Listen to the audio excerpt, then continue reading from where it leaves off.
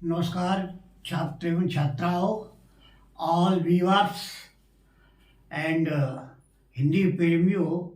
आज मैं आपके लिए जो लाया हूँ अलंकार। तो आज अलंकार को समझेंगे।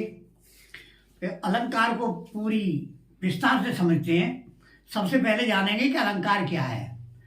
तो अलंकार का जो शाब्दिक अर्थ है वो है अलम करोति इति अलंकार है।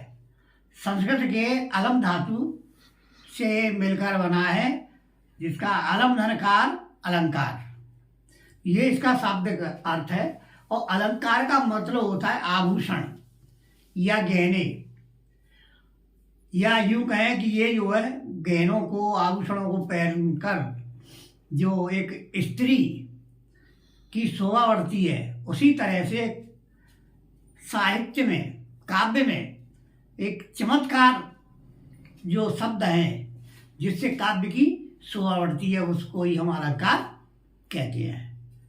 और अलंकार कितने प्रकार की होती है? तो अलंकार मूलतः दो प्रकार की होती है। नंबर 1 शब्दालंकार और नंबर 2 अर्थालंकार। शब्दालंकार जहाँ शब्द से जो है कविता में चमत्कार उत्पन्न हो उसे शब्दालंकार, और यहाँ पर अर्थ की प्रधानता हो, अर्थ से जो है काव्य में सुंदरता आए, उसको अर्थालंकार। तो इसमें जो है शब्दालंकार में 5 प्रकार के अलंकार आते हैं। इसमें से अनुप्रास, यमक, श्लेष और तुम्हारा बीभत्स आदि। देखिए, वैसे मैं पूरा जो है समझा रहा हूं, सुनिए। अलंकार का शाब्दिक अलम धनकार अलंकार। अलंकार का मतलब आभूषण या गहना, यानी सुंदरता बढ़ाने के जो उपकरण हैं, सौंदर्य प्रसाधन तत्व को ही अलंकार कहते हैं। अलंकार की परिभाषा कविता एवं काव्य की सुंदरता बढ़ाने वाले शब्द, किताबों में तत्व भी कहते हैं, को ही अलंकार कहते हैं। कविता में यानी शब्दों के द्वारा जब चमत्कार उत्पन्न हो जाए, यानी उसकी जो है शोभा बढ़ जाए, उसको ही हम अलंकार कहते हैं। अलंकार के प्रकार, अलंकार 2 प्रकार का है। नंबर 1 जो है शब्दालंकार और दूसरा अर्थालंकार। शब्दालंकार में अनुप्रास, यमक, श्लेष, वक्रोक्ति और वीप्सा, ये मुख्यतः 5 ही जो है प्रकार की हैं, और भी एक आध हो सकता है। वैसे मूलतः ये 5 ही मिलते हैं। और अर्थालंकार में बहुत सारे हैं। उपमा है, रूपक है, उत्प्रेक्षा है, अन्योक्ति है, अन्वय है, प्रतीप है, भ्रांतिमान है और संदेह है, वगैरह वगैरह बहुत सारे हैं। अब इसको जो है हम समझते हैं। अनुप्रास क्या है? अनु धनप्रास से मिलकर बना है। अनु का मतलब होता है बारंबारता, प्रास वर्ण, जहां पर वर्ण की बार बार आवृत्ति हो उसको अनुप्रास अलंकार कहते हैं। यमक, जैसा कि यमक है, यमक का मतलब होता है, यमक ये तद्भव शब्द है, अशुद्ध है। संस्कृत का मूल जो शब्द है ये यमक बिगड़ा हुआ शब्द है। और युग्म, यमक को सही रूप में युग्म कहते हैं, और युग्म का मतलब होता है जोड़ा, जहां शब्द हमेशा जोड़े में आता है और जिसके भिन्न भिन्न अर्थ होते हैं, वहां पर यमक अलंकार माना जाता है। यानी कोई शब्द युग्म में हो, जोड़े में हो, और इसके भिन्न भिन्न अर्थ निकले, उसको ही हम यमक अलंकार कहते हैं।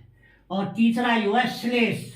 श्लेष का मतलब होता है लिपटा हुआ, यानी एक शब्द, इसके अर्थ आपस में चिपके हुए होते हैं, लिपटे हुए होते हैं। श्लेष का मतलब है लिपटना, अर्थ इसके जो है लिपटे हुए हों, वहां पर श्लेष, या इसकी जो ट्रिक है शब्द एक अर्थ अनेक, इस तरह से याद करने में आपको बहुत ही सहूलियत मिलेगी। और मुख्यतः इंटरमीडिएट में यही पढ़ने होते हैं, बाकी ये हायर एजुकेशन में है, ग्रेजुएशन में रहेंगे। वक्रोक्ति, वक्र धनोक्ति, यानी जिसका जो है टेढ़ा अर्थ हो, या यूँ कहे कि कहा कुछ और जाए और उसे समझा कुछ और जाए। कोपी द्वार है, द्वार पर कौन है? मैं हरि हूँ। अब हर वानर को भी कहते हैं, राधा कहती है वो, ये जो है उसका दूसरा अर्थ निकाला जाता है। दीक्षा, ये घृणा होती है, वहां पर जो है ये अलंकार होता है। तो ये शब्द अलंकार। अब इसकी जो है हमने परिभाषा देखते हैं, अनुप्रास अलंकार की परिभाषा। वैसे तो आप यहीं से समझ जाएंगे, बना सकते हो, कोई दिक्कत नहीं है, लेकिन फिर भी मैंने इसकी परिभाषा लिखी है। किसी वर्ण की आवृत्ति बार बार कविता में आए वहां अनुप्रास अलंकार होता है।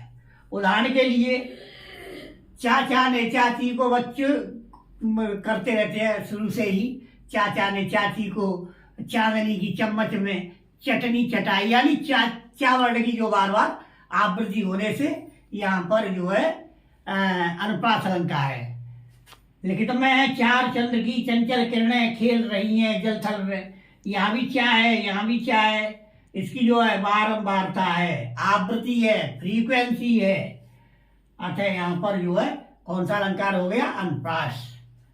अब मैंने अपनी तरफ से जो है अपनी एक रचना बनाई है कि भावना में भाव भंगे माँ भी भर पूर भर वीर भार वीरता भवानी मेरी मार दे।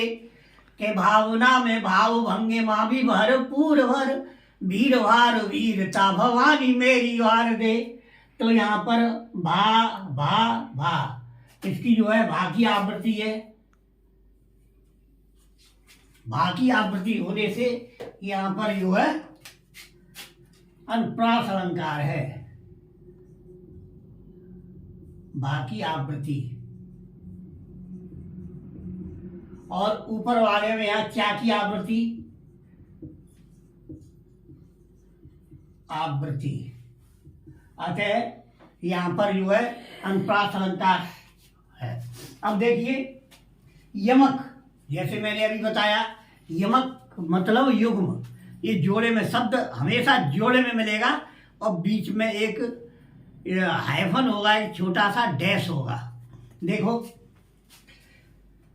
जब एक शब्द एक से अधिक बार आए और प्रत्येक बार उसके भिन्न भिन्न अर्थ निकले, उसे यमक अलंकार कहते हैं। जैसे कनक कनक, अब मैंने बताया अभी डैश, यानी युग्म में कनक कनक से सौगुनी मादकता अधिकार। यहाँ पर कनक का अर्थ होता है, पहले कनक का एक सोना, दूसरे कनक का धतूरा।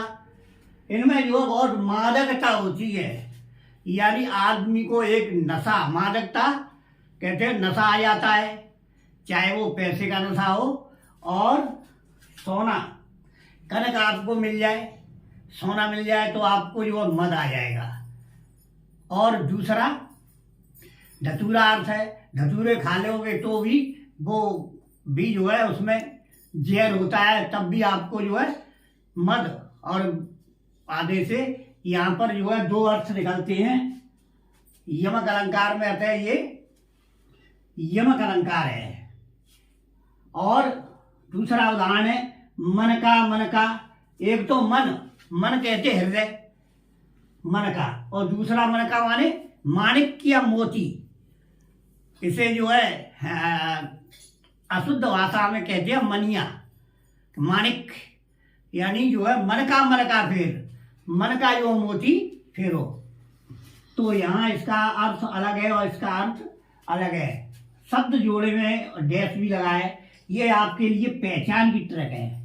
शब्द हमेशा युग्म में होगा और बीच में एक स्मॉल छोटा सा डैश होगा, हाइफन होगा। और इसके बाद में श्लेष, जैसा कि अभी मैंने बताया, श्लेष कहते हैं कि लिपटा हुआ। इसमें शब्द जो है चिपके होते हैं और अर्थ, अर्थ शब्द एक होता है, अर्थ जो है इसमें चिपके होते हैं, उसे श्लेष कहते हैं। जहां एक शब्द एक बार आए परंतु उसके अर्थ अनेक हों। याद करने की वही ट्रिक है कि शब्द एक अर्थ अनेक। देखिए उदाहरण से आप क्लियर हो पाएगा।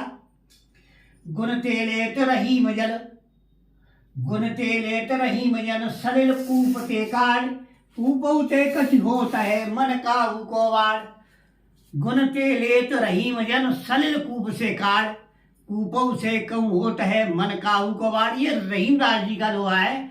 उन्होंने कहा है कि गुण, यहाँ पर गुण के दो अर्थ है। मैंने कहा था शब्द एक अर्थ अनेक। गुण मीन्स, गुण माने जो है रस्सी है, और गुण माने गुण है क्वालिटी। गुण बराबर गुण, और दूसरा गुण, गुण रस्सी को भी कहते हैं। रहीमदास जी ने इसकी जो व्याख्या कर दूं, रहीमदास जी कहते हैं कि गुण से लेत रहीम जन, यानी जन मीन्स मनुष्य, गुण के कारण अपनी योग्यता या क्वालिटी की गुण के कारण सलिल माने पानी को, कूप मीन्स कुआ से निकाल लेते हैं। कूप उते कछु होता है मन काहू को वाड़। भला कुएं से भी किसी का मन बड़ा हो सकता है। तो यहाँ पर पहले जो है गुण का अर्थ है गुण, और दूसरे गुण का अर्थ है रस्सी। तो गुण रूपी रस्सी से लोग पानी कुएं से निकाल लेते हैं। ये जो है यहाँ ये श्लेष अलंकार की परिभाषा और उदाहरण है। अब आते हैं अर्थालंकार पर। अर्थालंकार वे अलंकार होते हैं जहाँ अर्थ के द्वारा कविता में चमत्कार आ जाए, कविता में सुंदरता बढ़ जाए। देखिए इसमें उपमा इंटरमीडिएट में यही है कोर्स में, उपमा रूपक उत्प्रेक्षा। अब उपमा को अंग्रेजी में देखा जाए तो अंग्रेजी में उसे कहते हैं सिमिली। सिमिली का मतलब होता है सिमिलर, है ना। सिमिली, उपमा, उपमा का मतलब इसका जो है शाब्दिक अर्थ होता है समानता। जहां किसी गुण के आधार पर एक व्यक्ति वस्तु की समानता दूसरे से की जाती है, वहां पर उपमा अलंकार होता है। और इसकी याद करने की अब कैसे पहचानेंगे, तो इसके जो वाचक शब्द है सा, सी, से, ये शब्द आ जाए तो समझ लो ये उपमा अलंकार है। अंग्रेजी में कहते हैं लाइक एज सो, है ना। सिमिली ये comparison between two object of different kind, one point is at least one point is common.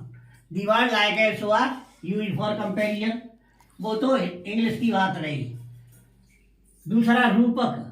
रूपक का मतलब होता है, बिल्कुल सरल शब्दों से समझते हैं। रूपक का मतलब है रूपीकरण करना, यानी किसी को अपना जो है दूसरा रूप दे देना, अर्थात किसी पर जो है दूसरा रूप आरोपित कर देना, या यूं कहें कि मुखौटा पहना देना। वो ही जो है रूपक अलंकार है। सीधी शब्दों में समझो, जहां किसी रूप को दूसरे पर आरोपित कर दिया जाता है। जैसे चरण कमल बंदो हरिराई, चरण कमल, अब कैसे चरण है, कमल रूपी चरण को बंदो हरिराई, मैं जो है वंदना करता हूं। यानी कमल रूपी चरण है। चरण ऐसे जो है मुलायम है जैसे कि कमल होता है। तो यहां पर इनकी जो है रूपक जो है अलंकार है। और उत्प्रेक्षा, जब उपमेय में उपमान की संभावना हो उसे उत्प्रेक्षा अलंकार कहते हैं। अब ये याद नहीं होता है इनके नाम। उत्प्रेक्षा तो क्या है कि जन जानो मन मानो, ये इसके वाचक शब्द है, इन्हें याद कर लो। वाचक शब्द,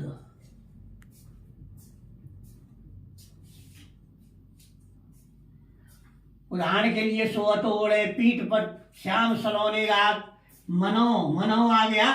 जन जानो मन मानो, मनो नील मन शैल पर आतप पर्यो प्रभात।